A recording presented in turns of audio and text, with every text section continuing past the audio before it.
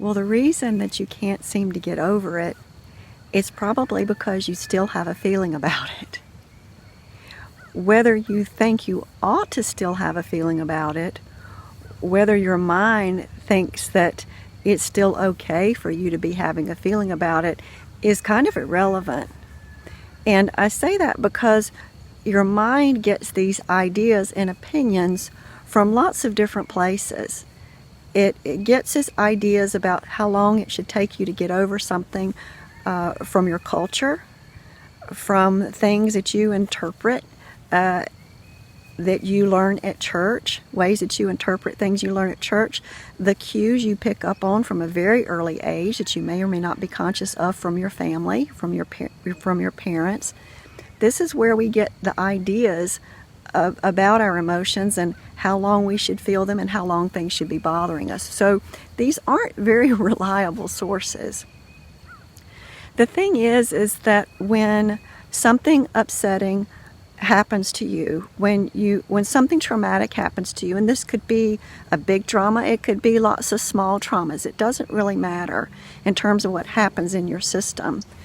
When things happen to you that are upsetting and you don't get the opportunity to fully experience those feelings in full and allow them to flow completely through and out of your body, you're going to store those things and those feelings in what we call the body mind or the subconscious mind.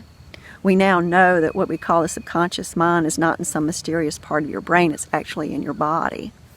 This is why sometimes when people are getting massages that they'll burst into tears and have a memory. You may have heard of that sort of thing.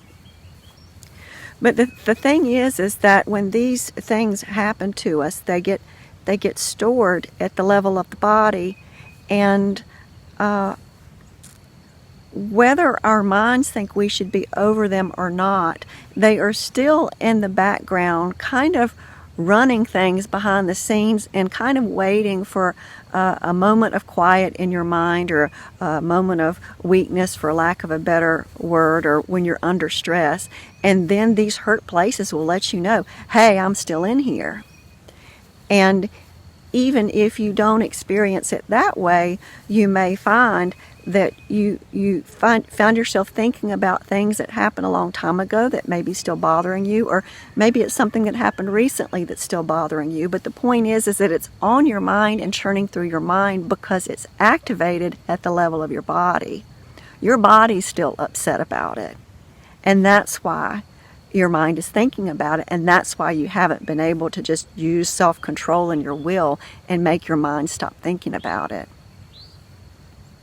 So I hope that gives you some explanation of why you're not able to just get over it.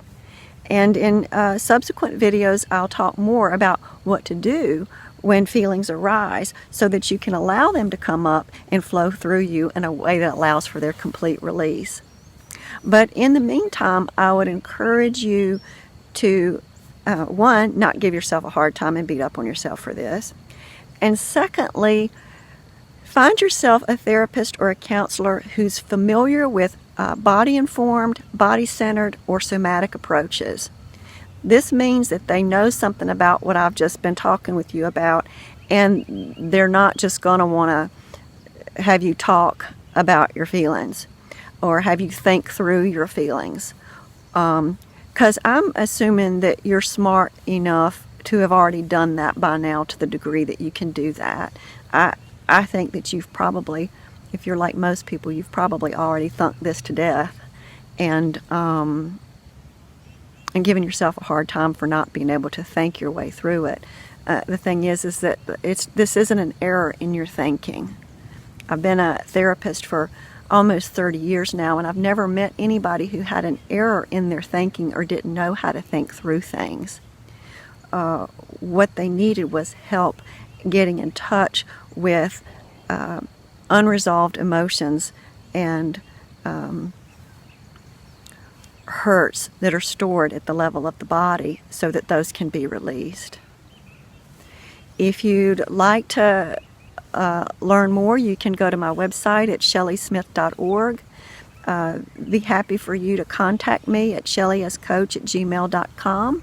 and we can schedule a 30-minute free phone consult if you think you might want to work with me. And I do work with folks over the phone when it's appropriate, but we'll need to have a chat first and make sure that that's the case. So I hope you find this helpful, and mostly I just hope you won't keep beating up on yourself if you haven't been able to, quote unquote, get over it.